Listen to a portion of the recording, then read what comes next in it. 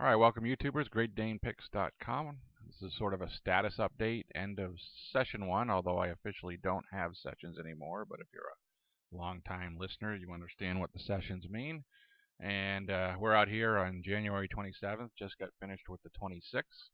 I got a couple lines on this chart, well, multiple lines, I guess. This orange line is a $20,000 line. That's my fixed bankroll, so per $20,000. We're looking at that.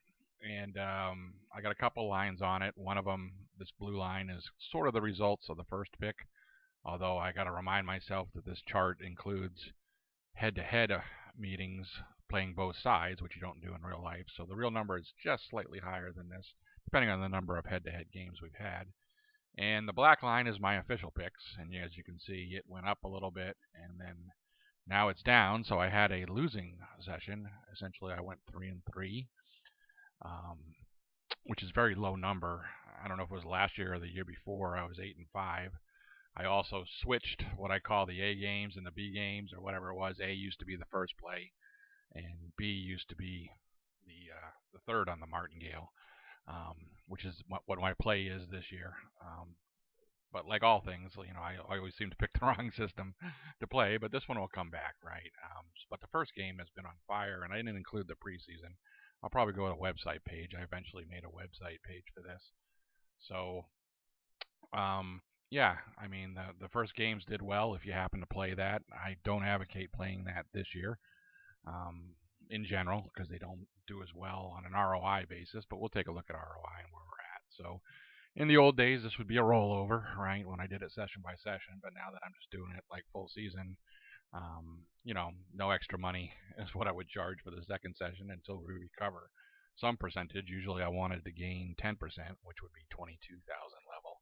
And of course, I'm not quite at, well, actually, I hit over 20% on my first picks, and they just fell a little bit short. But again, this includes head-to-head, so it was actually more than 20%, whereas what it is. So let's do let me get my ROI up there and get the web page.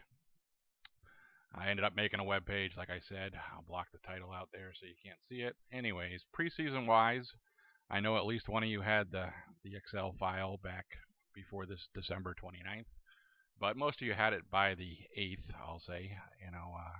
Some people were a little later.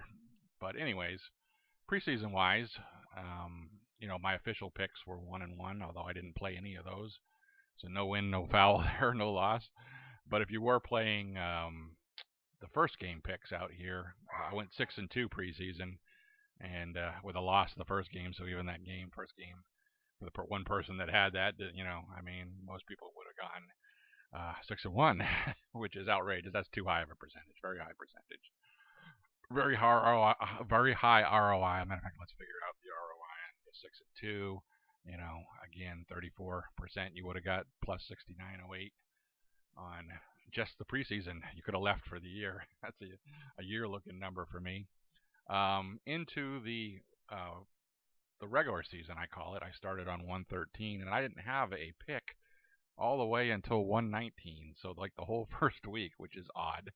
But people were winning in the first game and winning quite well. As a matter of fact, the DNP means do not play because they were head-to-head. I had some couple pushes in there, had another set of DNPs, and I got this wrong. I pulled that off the chart. It's actually, I was 7-4 at that point, which would be plus 47.26 in profit, or 23.63 on a $20,000 bankroll.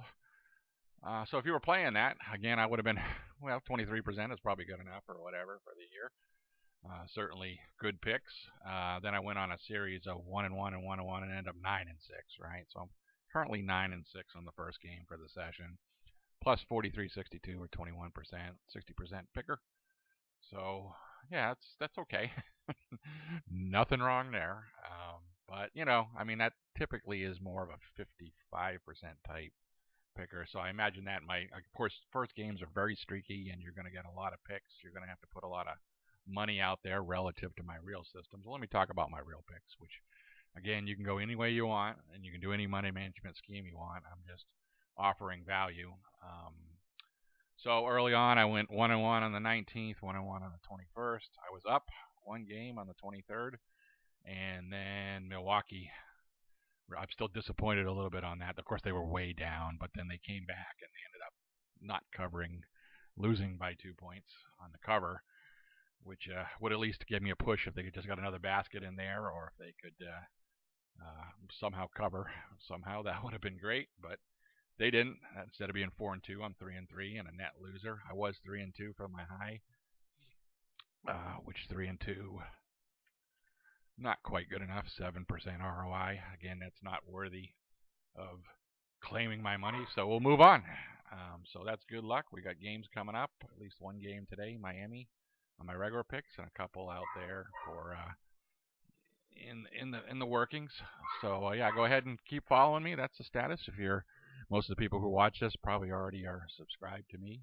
If not, you can reach me at picks@greatdanepicks.com. Sorry for the background noise.